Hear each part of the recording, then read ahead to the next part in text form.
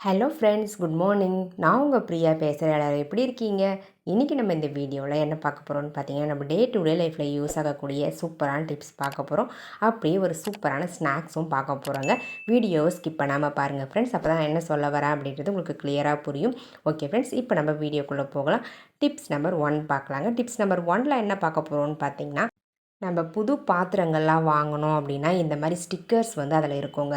அது பிளேட்டாக இருக்கட்டும், இல்லை வந்து ஒரு பவுலாக இருக்கட்டும், இல்லை இந்த மாதிரி நான்ஸ்டிக் தவா எதுவாக இருந்தாலும் அதில் வந்து ஸ்டிக்கர்ஸ் வந்து ஒட்டியிருப்பாங்க. அந்த ஸ்டிக்கர்ஸை ரிமூவ் பண்ணுறதுக்கு ரொம்பவே கஷ்டமாக இருக்கும். நம்ம என்ன தான் கையில் எடுத்தாலும் அதில் இருக்கக்கூடிய பசை வந்து பார்த்திங்கன்னா அந்த பாத்திரத்துலேருந்து போகவே போகாதுங்க. அதுக்கு இந்த டிப்ஸை ட்ரை பண்ணுங்கள் ஃப்ரெண்ட்ஸ். ஈஸியாக ரிமூவ் பண்ணிடலாம் அந்த ஸ்டிக்கர்ஸை.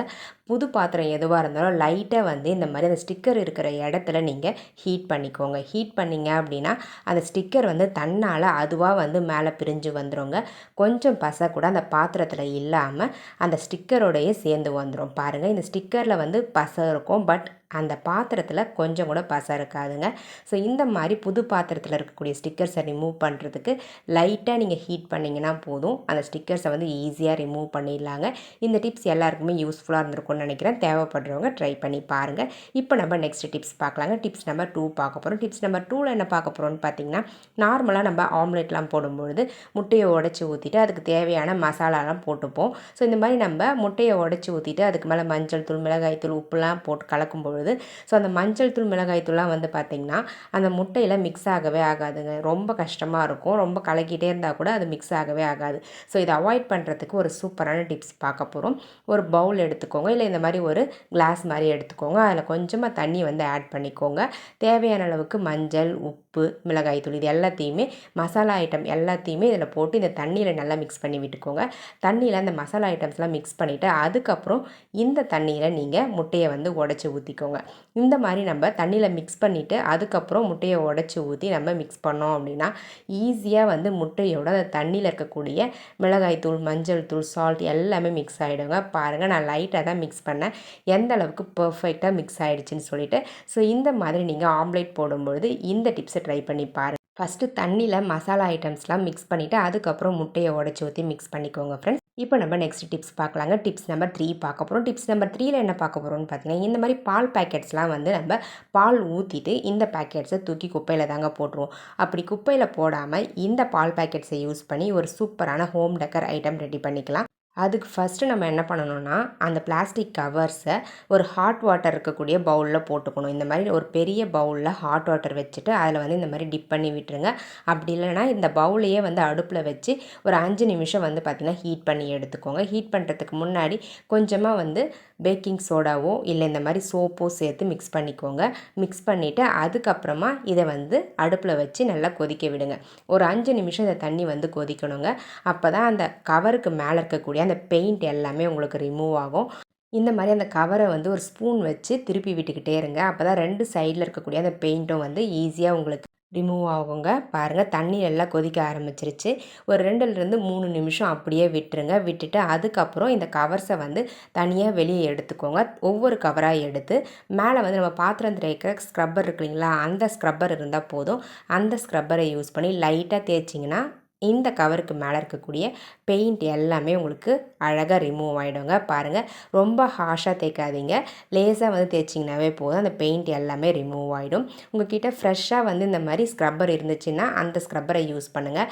ஸோ அப்போ தான் இந்த கவர் வந்து டேமேஜ் ஆகாமல் இருக்கும். நம்ம ஆல்ரெடி யூஸ் பண்ணிக்கிட்டு இருக்கக்கூடிய ஸ்க்ரப்பரை யூஸ் பண்ணோம் அப்படின்னா இந்த கவர் வந்து பார்த்திங்கன்னா லைட்டாக டேமேஜ் ஆகிற மாதிரி இருக்குங்க. ஸோ அதனால் புது ஸ்க்ரப்பர் இருந்துச்சு அப்படின்னா இந்த க்ளீனிங் பர்பஸ்க்கு யூஸ் பண்ணிக்கோங்க. பாருங்கள், நான் க்ளீன் பண்ணும்பொழுதே உங்களுக்கு தெரியும் எவ்வளோ ஈஸியாக அதுக்கு மேலே இருக்கக்கூடிய பெயிண்ட்லாம் வந்து ரிமூவ் ஆகுதுன்னு சொல்லிட்டு. இப்போ நம்ம சப்ஸ்கிரைபர் எல்லாருக்குமே ஒரு பெரிய ஹாய் சொல்லிக்கலாங்க. அன்னபூரணி, கனகவல்லி, மாலதி, கீதா, விஜயசேகர், ரோஹிணி இவங்க எல்லாருக்குமே ஒரு பெரிய ஹாய் சொல்லிக்கலாங்க ஃப்ரெண்ட்ஸ். ஓகே ஃப்ரெண்ட்ஸ், இப்போ நம்ம வீடியோக்குள்ளே போகலாம். பாருங்கள் ஃப்ரெண்ட்ஸ், நான் வந்து அந்த கவருக்கு மேலே இருக்கக்கூடிய பெயிண்ட்லாம் ரிமூவ் பண்ணிவிட்டு அந்த கவரை வந்து ஃபுல்லாக ஓப்பன் பண்ணி விட்டுட்டேன். எல்லா பக்கங்களையும் கட் பண்ணிவிட்டு ஃபுல்லாக இந்த மாதிரி ஓப்பன் பண்ணி வாஷ் பண்ணி தண்ணி இல்லாத மாதிரி நல்லா ஒரு கிளாத் வச்சு தொடச்சி விட்டுட்டு இந்த மாதிரி சின்ன சின்ன துண்டுகளாக ஃபஸ்ட்டு கட் பண்ணிக்கோங்க. முதல்ல நீளமாக கட் பண்ணிவிட்டு அதுக்கப்புறம் ஸ்கொயர் ஷேப்பில் இருக்கிற மாதிரி கட் பண்ணி எடுத்துக்கோங்க ஃப்ரெண்ட்ஸ். இந்த மாதிரி கட் பண்ணி முடித்த பிறகு இந்த பேப்பர்ஸ், அதாவது இந்த கவர்ஸை எதுக்காக யூஸ் பண்ணிக்க போகிறோம் அப்படின்னு பார்த்தீங்கன்னா, நம்ம பூ கட்டுவோம் இல்லைங்களா, அந்த மாதிரி பூ கட்டுற நூல் வந்து எடுத்துக்கோங்க. அந்த நூலை யூஸ் பண்ணி நம்ம எப்போவுமே பூ கட்டுற மாதிரியே இந்த பிளாஸ்டிக் கவர்ஸை அழகாக இந்த மாதிரி சுருக்கி சுருக்கி கட்டி எடுத்துக்கோங்க ஃப்ரெண்ட்ஸ். நம்ம கட் பண்ணி வச்சுருக்க எல்லா பீசஸையும் அழகாக வந்து 1 பை 1 வச்சு கட்டி எடுத்துக்கலாங்க ஃப்ரெண்ட்ஸ். இந்த மாதிரி கட்டி எடுத்துட்டிங்க அப்படின்னா உங்களுக்கு ஒரு சூப்பரான ஹோம் டெக்கர் ஐட்டம் ரெடி ஆகிடும். நான் வந்து 2 கவர் தான் எடுத்திருந்தேன். 2 கவருக்கே வந்து பார்த்திங்கன்னா ஒரு அரை முழத்துக்கு மேலே எனக்கு ஒரு சரம் மாதிரி கிடச்சிது.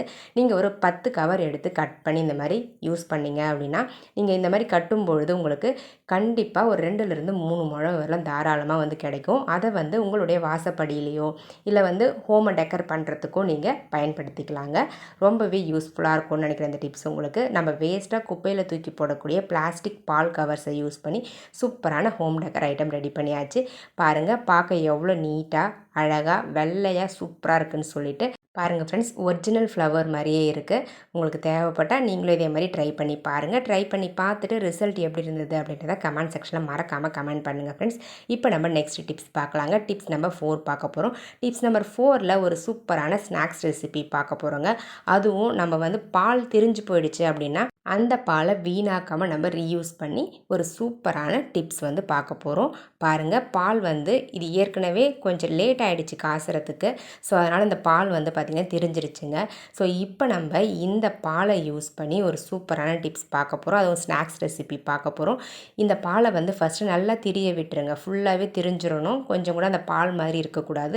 ஃபுல்லாக திரிஞ்ச பிறகு இப்போ நம்ம அடுப்பை ஆஃப் பண்ணிவிட்டு இதை ஒரு 5 நிமிஷம் அப்படியே வச்சுருங்க. நல்லா ஆறுனதும் என்ன பண்ணுங்கள், ஒரு காட்டன் கிளாத்தோ இல்லை ஒரு ஷாலோ எடுத்து ஃபில்டர் பண்ணி நம்ம இந்த பாலில் இருக்கக்கூடிய அந்த ஏடு மாதிரி கட்டியிருக்கு இல்லைங்களா, கட்டி கட்டியாக அது எல்லாத்தையுமே தனியாக எடுத்துடலாங்க. இப்போ நான் வந்து ஒரு ஷால் தான் எடுத்திருக்கேன். அந்த ஷாலில் வந்து இந்த பாலை வந்து நம்ம ஃபில்டர் பண்ணிடலாங்க. பாருங்கள், இந்த மாதிரி நீங்கள் ஃபில்டர் பண்ணிங்க அப்படின்னா இதில் இருக்கக்கூடிய தண்ணி எல்லாமே வந்து தனியாக ரிமூவ் ஆகிட்டு வந்துடும். இது வந்து ஒரு 1/2 லிட்டர் பாலுங்க. 1/2 லிட்டர் பால் நான் தண்ணிலாம் ஆட் பண்ணலை. நார்மலாக பால் திரிஞ்சிருச்சு அப்படின்னா தண்ணி தனியாக இந்த மாதிரி ஏடு தனியாக வந்துடும் இல்லைங்களா. ஸோ அதுதான் இது. ஸோ இந்த தண்ணியை வந்து நம்ம கீழே கொட்டிடலாம். இப்போ நம்ம இந்த துணியில் இருக்கக்கூடிய பொருளை மட்டும் யூஸ் பண்ணிக்கலாங்க. இப்போ நம்ம இதை யூஸ் பண்ணி சூப்பரான பன்னீர் வந்து ரெடி பண்ணிக்கலாம். ஸோ பன்னீர் வந்து கடையில் வாங்குறதுக்கு பதிலாக நம்ம வீட்டில் இந்த மாதிரி பால் திரிஞ்சிருச்சு அப்படின்னா இதை யூஸ் பண்ணியே சூப்பராக பன்னீராக நம்ம மாற்றிக்க முடியும். நான் வந்து பன்னீராக மாற்றுறதுக்கு பதிலாக இதை யூஸ் பண்ணி ஒரு சூப்பரான ஸ்நாக்ஸ் ரெடி பண்ண போகிறேன். 1 ஸ்பூன் சோள மாவு, கொஞ்சமாக மிளகாய்த்தூள், அதுக்கப்புறம் கொஞ்சமாக மஞ்சள் தூள். இது கூடவே தேவையான அளவுக்கு சால்ட் ஆட் பண்ணிக்கோங்க. தேவையான அளவுக்கு சில்லி ஃப்ளேக்ஸ் வந்து ஆட் பண்ணிக்கோங்க. ஆட் பண்ணிவிட்டு நல்லா இது எல்லா பொருட்களையும் சேர்த்து மிக்ஸ் பண்ணி விட்டுக்கோங்க. நல்லா கை வச்சு பிசைஞ்சு விட்டுட்டிங்க அப்படின்னா எல்லாமே மிக்ஸ் ஆகிடுங்க. ஃபைனலாக நான் வந்து சில்லி ஃப்ளேக்ஸ் சேர்த்து நல்லா மிக்ஸ் பண்ணி விட்டுக்கிறேன். மிக்ஸ் பண்ணி விட்டுட்டு சின்ன சின்ன உருண்டைகளாக கோலி உருண்டை சைஸில் வந்து பார்த்திங்கன்னா நீங்கள் இந்த மாதிரி குட்டி குட்டியாக வந்து ரோல் பண்ணி எடுத்துக்கோங்க. பாருங்கள், இந்த அளவுக்கு தான் இருக்கணும். ரொம்ப பெருசாலாம் போடக்கூடாது. சின்ன சின்னதாக வந்து இருக்கிற மாதிரி நீங்கள் ரோல் பண்ணி எடுத்து வச்சுக்கோங்க. இப்போ நம்ம ரோல் பண்ணி வச்சுருக்க இந்த உருண்டைகளை ஒரு தோசை கல்லையோ இல்லை கடாயிலையோ வந்து பார்த்திங்கன்னா ஒரே 1 ஸ்பூனோ இல்லை 2 ஸ்பூன் எண்ணெயோ விட்டால் போதும். அதிகப்படியான எண்ணெய் கூட இதுக்கு தேவைப்படாது. நான் வந்து 2 ஸ்பூன் எண்ணெய் மட்டும் ஆட் பண்ணிக்கிறேன். அடுப்பு பற்ற வச்சுட்டு இந்த எண்ணெய்லாம் நல்லா காஞ்ச பிறகு நம்ம ரெடி பண்ணி வச்சுருக்க அந்த பால்ஸை வந்து இந்த மாதிரி குட்டி குட்டியாக வந்து தட்டி எடுத்துக்கோங்க. தட்டிட்டு இந்த மாதிரி அந்த கடாயில் வந்து போட்டு விட்டுருங்க ஃப்ரெண்ட்ஸ். பாருங்கள், ஃபுல்லாகவே நான் எடுத்திருந்தேன் அந்த பால்ஸ் எல்லாத்தையுமே தட்டி போட்டுட்டேன். அவ்வளோதாங்க. இந்த மாதிரி போட்டு முடித்த பிறகு நல்லா வந்து எல்லா பக்கமும் சிவக்கிற மாதிரி திருப்பி விட்டு நல்லா வேக வச்சு எடுத்துக்கோங்க. ஒரு 5 மினிட்ஸில் வந்து ரெடி ஆகிடுங்க ஃப்ரெண்ட்ஸ். ரொம்ப டைம்லாம் எடுக்காது. குழந்தைங்களுக்கு ஈவினிங் டைமில் ஈஸியாக வந்து ரெடி பண்ணி கொடுக்குறதுக்கு இந்த ஸ்நாக்ஸ் வந்து ரொம்பவே யூஸ்ஃபுல்லாக இருக்கும். அவங்களும் விரும்பி சாப்பிடுவாங்க. பாருங்கள் ஃப்ரெண்ட்ஸ், ஒரு சைட் ஃபுல்லாக நல்லா பொன்னிறமாக வெந்துருச்சு. இன்னொரு சைடும் திருப்பி போட்டு நல்லா வேக வச்சு எடுத்துக்கலாம். நான் 2 ஸ்பூன் எண்ணெய் தான் ஆட் பண்ணேன். பட் பாருங்கள், எண்ணெய் அப்படியே தான் இருக்குது இன்னுமே இந்த கடாயில். ஸோ அதனால் நிறைய எண்ணெய்லாம் ஆட் பண்ண வேண்டிய அவசியம் இல்லை. 1 ஸ்பூன் எண்ணெய் ஆட் பண்ணால் கூட போதுங்க. இந்த ஸ்நாக்ஸை நீங்கள் ஈஸியாக ரெடி பண்ணிடலாம். அவ்வளோதாங்க ஃப்ரெண்ட்ஸ், என்னுடைய ஸ்நாக்ஸ் வந்து ரெடி ஆகிடுச்சு. நான் அடுப்பை ஆஃப் பண்ணிட்டேன். பாருங்கள், குட்டி குட்டியாக இறால் மாதிரி இருக்குது பார்க்குறதுக்கு. ரொம்பவே டேஸ்டியாக இருக்குங்க. ஈவினிங் டைமில் இந்த மாதிரி ஸ்நாக்ஸ் செஞ்சு கொடுத்தீங்க அப்படின்னா குழந்தைங்க ரொம்பவே விரும்பி சாப்பிடுவாங்க. ஸ்கூலுக்கு போகிற பிள்ளைங்களுக்கும் இதை வந்து அழகாக நம்ம செஞ்சு கொடுத்து அனுப்பலாம். இந்த மெத்தடில் ட்ரை பண்ணிங்க அப்படின்னா உங்களுக்கு உடையாமல் நம்ம எந்த ஷேப்பில் போடுறோமோ அதே ஷேப்பில் உங்களுக்கு இந்த ரெசிபி வந்து கிடைக்குங்க. ட்ரை பண்ணி பாருங்கள், மேலே வந்து கிறிஸ்பியாகவும் உள்ளே வந்து பார்த்திங்கன்னா சாஃப்டாகவும் இருக்குங்க. சாப்பிட்றதுக்கும் அவ்வளோ டேஸ்டியாக இருந்துச்சு. உங்களுக்கு தேவைப்பட்டால் நீங்களும் இதே மாதிரி ட்ரை பண்ணி பாருங்கள். இனிமேல் பால் திரிஞ்சிருச்சு அப்படின்னா இந்த ஸ்நாக்ஸ் ரெசிபியை ட்ரை பண்ணி பாருங்கள் ஃப்ரெண்ட்ஸ். ஓகே ஃப்ரெண்ட்ஸ், என்னுடைய ஐடியாஸ்லாம் உங்களுக்கு பிடிச்சிருந்தது அப்படின்னா மறக்காமல் இந்த வீடியோவுக்கு ஒரு லைக்கை தட்டி விட்டுருங்க. வீடியோஸை உங்கள் ஃப்ரெண்ட்ஸ் அண்ட் ரிலேட்டிவ்ஸ் கூட ஷேர் பண்ணிக்கோங்க. மறக்காமல் நம்மளுடைய பாஸ் சமையல் யூடியூப் சேனலை இன்னும் நீங்கள் சப்ஸ்கிரைப் பண்ணாமல் பார்க்குறீங்க அப்படின்னா சப்ஸ்கிரைப் பண்ணி சப்போர்ட் பண்ணுங்கள். அதுக்கு பக்கத்தில் இருக்க பெல் பட்டனையும் ப்ரெஸ் பண்ணுங்கள். அதுக்கு பக்கத்தில் இருக்க ஆல் இன் பட்டனையும் ப்ரெஸ் பண்ணுங்கள் ஃப்ரெண்ட்ஸ். ஓகே ஃப்ரெண்ட்ஸ், நெக்ஸ்ட் வீடியோவில் பார்க்கலாம். பாய்.